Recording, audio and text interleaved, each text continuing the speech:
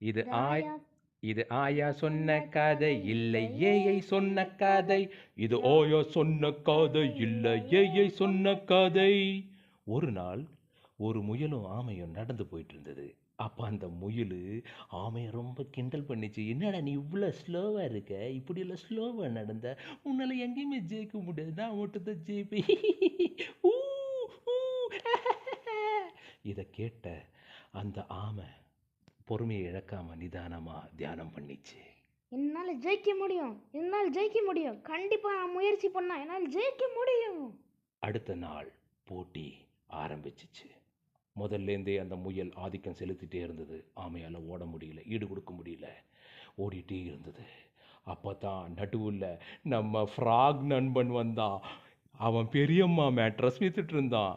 என்னடா இது பெரியம்மா மேட்ரஸா? ஆ, இது நல்லா தூக்கம் வரும். அந்த முயல் அதை என்ன சுகமா இருக்கு. இந்த இடையில நம்ம ஆமை நண்பன் ஜெயிச்சுட்டா. நான் ஜெயிச்சிட்டேன். மேல தோத்து போயிட்டலே, தூங்குனதால தோத்து போயிட்டல. எப்படி பார்த்தீங்களா?